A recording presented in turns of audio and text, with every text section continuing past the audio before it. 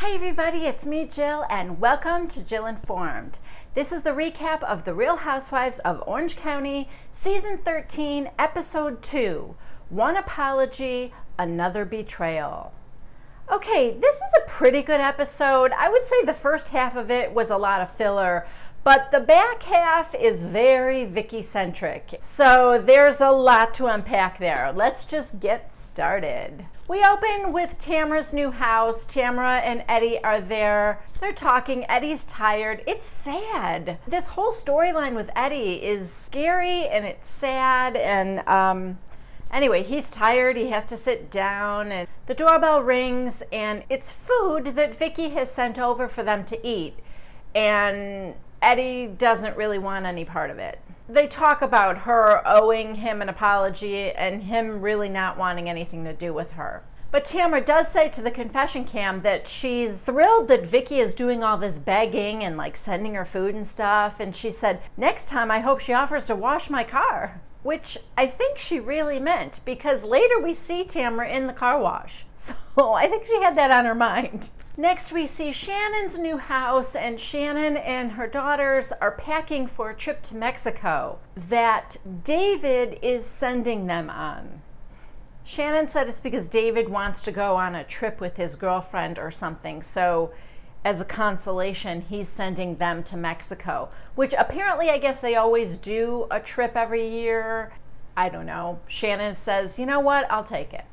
If he wants to send us, I don't know why he's doing it, but I'll take it. Which is frankly the attitude she should have had all along. Shannon, I love you, girl, but last year your marriage and the impending divorce was so painful to watch. We were watching two miserable people. David was incredibly miserable. And Shannon, you were never going to get over his affair. You just weren't. You pretended you were. You kept telling everybody you're better. I'm over it. I haven't thought about it in days. And then you would think about it. So that was never going to happen. You just dragged everybody through misery, especially your daughters, for way too long. The marriage should have ended a long time ago. Now that it has, take the trip. I think that was a great attitude to be like, I don't know why he's doing it, but I'll take it. Great. Take it, move on with your life. You are going to be so much happier, and so are your daughters. Trust me.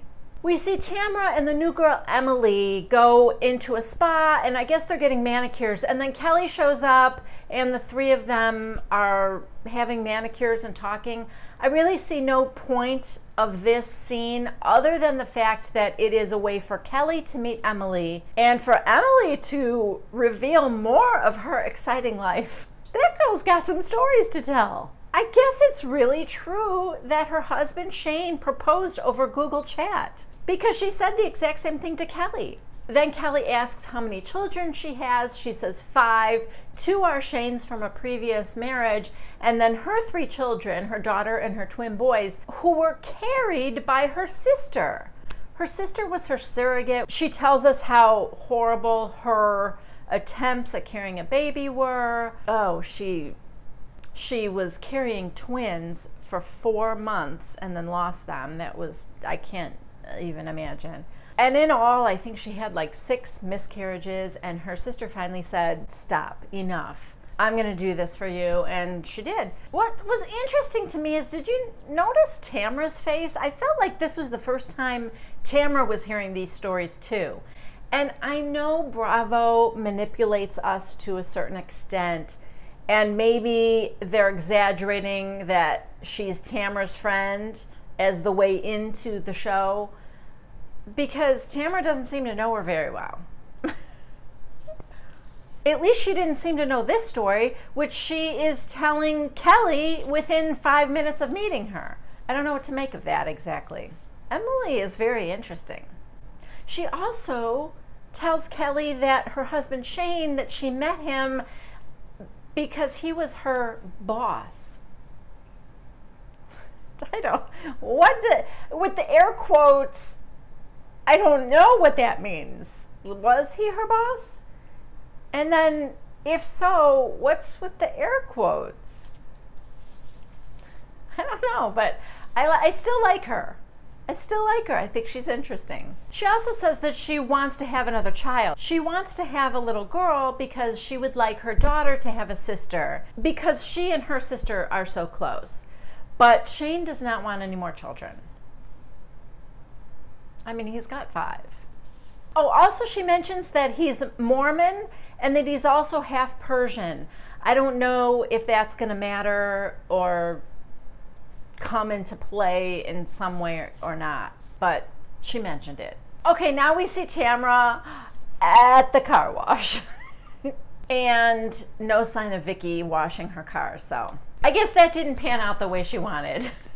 But she's in the car wash and her phone rings and it's Shannon calling from Mexico, and she gets this wild idea. Why don't you and Vicky come and meet me here and we just have some drinks and some fun and whoop it up?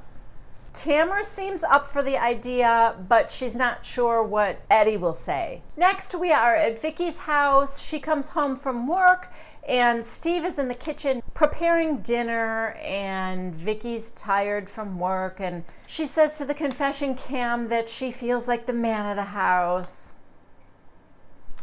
Okay, Vicky, people can have untraditional roles. Nothing really interesting was going on there.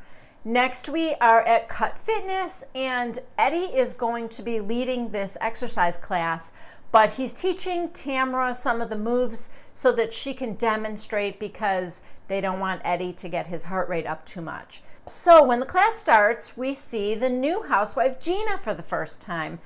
She is also introduced as Tamra's friend. I don't know.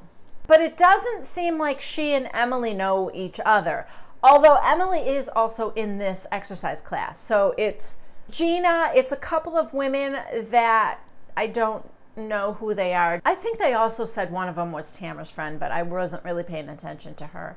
And then Kelly and Emily show up too. After that's over, the ladies sit down to talk. Well, the important ones.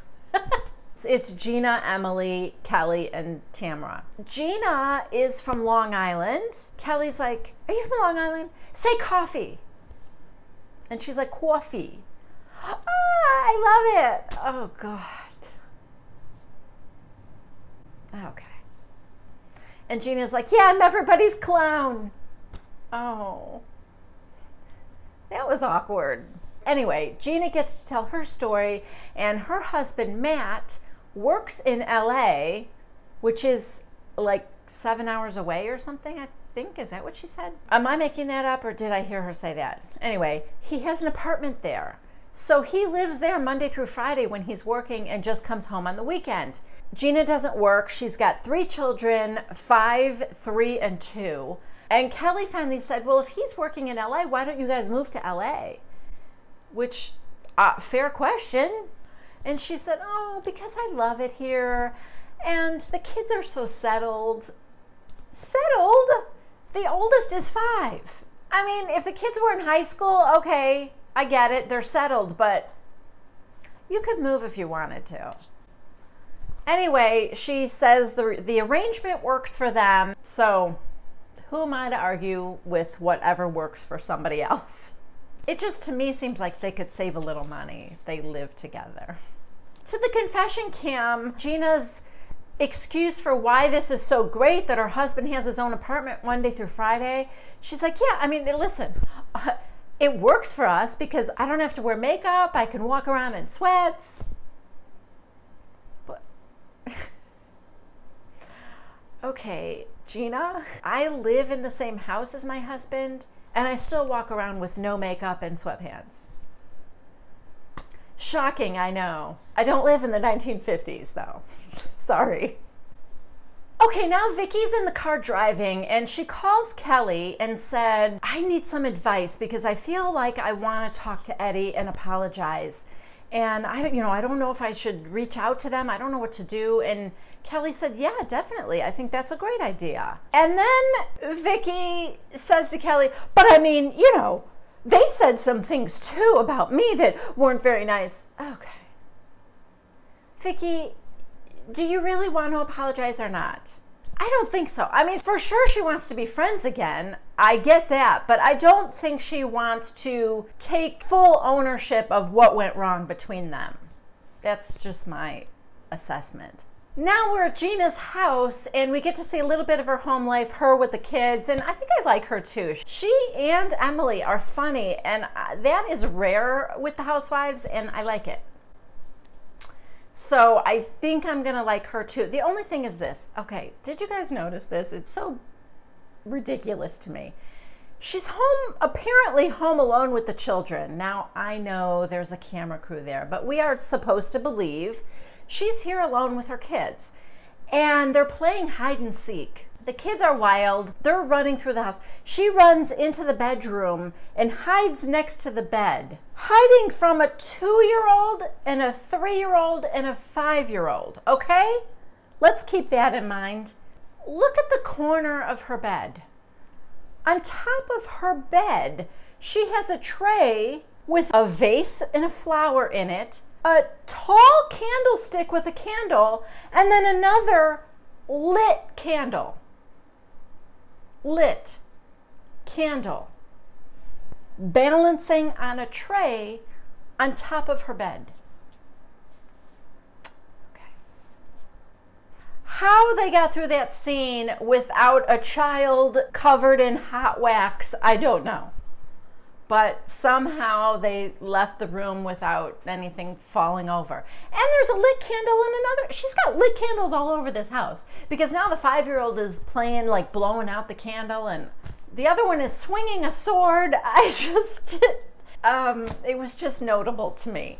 That isn't what my house looked like when my daughter was a toddler. But I still like her because she's making dinner. She's having dinner with all the kids. I love that she served them shrimp and broccoli. I think that's great. They're eating healthy. And I think she's funny because at one point she says to her daughter, Sienna, you may want to just run a napkin across your mouth at some point during this meal. That's all I'm saying. I like her attitude. I think she's cute and I think she's funny. Now we're back to Vicky. She's still in the car. And we see that Tamra and Eddie are out to lunch. They're at a new restaurant in Laguna Beach, and Vicky calls Tamra. She tells her, oh yeah, Eddie and I are at this new restaurant called RHOC. And Vicky said, oh, could you give me 20 minutes to come and talk to Eddie? Would that be okay?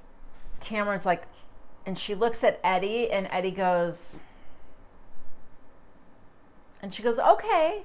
So they hang up and Vicky's on her way, and Eddie acts like, why did you invite her to come and interrupt our lunch? Tamra goes, oh, when I looked at you, you went like, all right, which he did. I'm trying to remind myself that most of this is set up scenes for our benefit. So I know he really kind of knew about it, but that was a weird exchange. Anyway, Vicky arrives at the restaurant. She right away starts to apologize. Eddie, I love your wife, and because of that, you are a recipient of that love. And I would like to apologize to you. And he's just like, And he said, you know, I just need you to know how your words affect people. And he said, mostly it affected our relationship. And he's pointing like to Tamra. And I'm thinking, why did it affect your relationship with Tamra? I didn't quite understand that. I think he said because Tamra then had to be put in a position to defend it. Then Tamra said that, you know, it's real fun that my son comes home from school and said that one of his friends said to him, hey, I didn't know your stepfather was gay. And she goes, that's fun. And Vicky's like, okay, check please. Like she's in some like comedy. You don't have to say that so loud. Okay, what? That was bizarre. First of all, she didn't say anything so loud. You know, we've had scenes where we get to see the crowd reaction from everybody else in the restaurant. I don't think anybody else heard anything. Secondly, she said somebody was gay. So what? Why is that going to turn heads from the other tables? No. I don't know what she's talking about. Anyway, Vicky would like to know if Eddie could ever forgive her, and she goes on to say that she had been searching for answers in the Bible. And then she says, I pulled some credible things from Deuteronomy. And Eddie laughed. I don't know why exactly, but he laughs. It didn't seem to affect Vicky, because then she goes on to say what it was that she found in Deuteronomy. And I gotta tell you something, I am not religious, but this was a good apology. Okay? I fell for it. She was finding things like, and I don't remember all of them, but it was like, number 1, when to keep your mouth shut. Number 2, speaking without confirming the facts, something like that. And so when she starts reading them, you could see Eddie's face change and Tamara's face change. They were kind of like, whoa, yes, yeah, that's right. And it was how, you know, your words can hurt someone's reputation. And they're like, yes, yeah.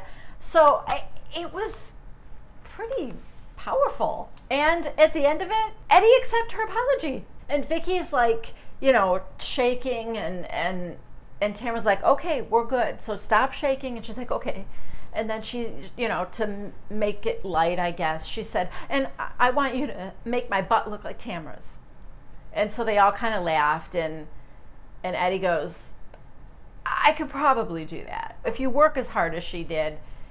And Vicky goes, well, I just want a quick fix. And Tamara said, yeah, that's the problem. You always want a quick fix. Some things you have to work hard for. Yeah, so she gets up and says, okay, I'm going to let you guys have your lunch. I'm going to go back and sell insurance. And she leaves, hugs Eddie, and I think they're good.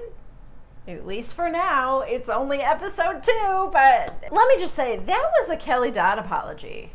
In terms of like how heartfelt it was. There was thought put into it, and I think that was part of why they accepted her apology. They saw how much effort and work she put into it. So that alone made it seem more genuine. Anyway, she gets back in the car and calls Kelly, and she's like, I did it. I apologized. And she said, how did it go? And Vicky said, they accepted my apology. And Kelly's like, oh, good. I'm glad you did that. That's great. So then she asked her if she was going to be around later. And she said, I haven't seen your new place, so I want to stop by. And she said, yeah, for sure. Come over. Yeah, we know how that turns out. But first, we get a really awkward anniversary dinner with Emily and Shane. Yeah. They're all dressed up. They go to a restaurant. And I will say this. Part of the awkwardness is whenever there's a new housewife and her husband, their first scenes are always bad. Mostly the husband doesn't know how to act on camera. They're trying to be something they're not. They're trying to put forward this persona, or, you know, I think Brooks was like that a lot. I think Jim Bellini was like that. There are some husbands that you can tell just were not their true authentic selves to the camera. Now, I'm not saying that's Shane, because I actually think he was pretty much himself. It's just that, you know, the stilted conversation between a husband and wife, because there's a giant camera right there, which is exactly how I would be, by the way. I'm not dissing them for that. I'm just saying it's noticeable when there's somebody who isn't used to being on camera. Anyway, they have this very kind of stilted conversation about their anniversary and the kids and what did you do at work today and stuff. Then she brings up wanting to have another child, and he doesn't. It's awkward. I know Emily has had this conversation with him off camera before, because she mentioned at the spa earlier when they were getting the manicures that Shane doesn't want to have any more kids. So she knows this. But of course she brings it up now on camera for all of us, I guess. And the answer is still no. And she said, but usually there's like a compromise. And he said, well, the compromise would be you would have to find somebody else who wants to have another kid. Because it's not me. And she said, well, yeah, but all the frozen eggs she has are his. And he kind of laughed. And he goes, yeah, well, I guess I'd have to sign off on that then. And he kind of laughs. Part of me is thinking, you know, the guy does have 5 kids. You need to leave him alone. You have 3 children. You don't even know if it's going to be a girl. And also, did you check with your sister? Because she's the one that carries them for you. But then the other side of me is thinking, all right, well, this is with in vitro and everything. And so probably she can make sure it's a girl. So I guess I kind of see both of their sides to this. But anyway, so that's all with those two. Now we have Vicky showing up at Kelly's new house. And it starts off really nice and great, and they're sitting on the couch and making small talk for about 2 seconds before Kelly says, so I wanted to talk to you about something that I heard, that you hooked up Michael. And Vicky, it's only a split second, but her reaction is like, oh boy. But she says right away, I didn't hook up Michael. I had a barbecue about 4 months ago, and my friend was there, and he was there, but I didn't hook anybody up. They communicated afterward, but, you know, I'm out of that. And Kelly goes, and you didn't tell me? And Vicky goes, no. And Kelly goes, why? And Vicky said, because I didn't know where it was going. It wasn't my place to tell you. Michael should have told you. I'm minding my own business. Okay. Now you're minding your own business, Vicky. Come on. Since when do you mind your own business? But this is the best part. Then she says that she and Steve went out with them a few times. As couples. They double dated with Michael and this girl, who is Vicky's friend, I guess. Oh my God. Kelly, I don't think I've ever seen her, not that I haven't seen her cry before, but I think she was genuinely hurt, you know? And shocked, because she said, you went out with them as a couple? And Vicky's like, mm-hmm. Kelly's like, oh, that's effed up. You know what? It actually breaks my heart that you wouldn't tell me. So now Vicky gets mad and gets loud, and she goes, you don't even love your husband. You told me you wished he would go out with somebody else. You don't care about him. So why do you care who he goes out with? He's dating somebody else. So what? And Kelly's crying, and she's like, that's so wrong. It's just wrong. And Vicky said, you're causing problems where there doesn't need to be any. Kelly, now she's just full on crying, and she's like, obviously you are not my friend. You know what? I don't roll with girls like that. And Vicky goes, roll with? I don't talk like that. Okay, but Kelly does. So Kelly's like, okay, Vicky, why don't you just leave? You're not my friend. And she gets up and she goes in her room and closes the door. And Vicky kind of awkwardly shuffles back out and, you know, saying, what? I don't need this. And that is where this episode ends. There's a lot of controversy in the social media world about whose side you're on. Are you Team Vicky or are you Team Kelly? I have mixed feelings about this. Sort of. Yes, Kelly did say, in fact, just last week on camera, gosh, I would hope Michael would date. I hope he does. But we all know that there's a difference between saying that and then the reality of your ex moving on, right? So there's that element. The other element to that is that this is Vicky's friend, and I don't believe for a second that Vicky didn't set it up. I really don't. This would have been my question from Kelly to Vicky. You had a barbecue and you invited Michael? Like, why wasn't I invited to your barbecue? Why, you're friends with my husband but not me? That would have been my first question. And secondly, I think Michael was invited to that barbecue because she had this single friend and she thought they would get along. I don't know for a fact. That's just my speculating. But I'm probably right. But it's such a Vicky thing to do. Here's my final assessment. Was it Vicky's obligation to tell Kelly that Michael was dating one of her friends? No, not technically. But as a girlfriend, you should have told her. Especially if you didn't set it up and it just happened organically because Michael was at the barbecue and this girl was at the barbecue. When you found out that those two were starting to date and hang out, you're totally innocent in it. I think you would tell a friend. Your ex is dating one of my other girlfriends. I think she didn't tell her because she's guilty. Now that Vicky and Tamara are back together, is there trouble in paradise for Vicky and Kelly? Kelly, who was basically the only person that stood by Vicky's side last season. Let's remember that too. And I'm not Team Kelly. I mean, Kelly's so obnoxious, but I love all my ladies. I love them all, even the bad ones. All right, thank you so much for joining me this week. I hope you enjoyed it as much as I did. Please subscribe to Jill Informed if you haven't already. Click on that bell down below if you would like to get notifications every time Jill Informed has a new video. Don't forget to give a little thumbs up to this video if you liked it and comment down below. Love to hear from you guys. I hope to see you next Monday at 1 p.m. Central Time for the next recap of The Real Housewives of Orange County. Bye-bye.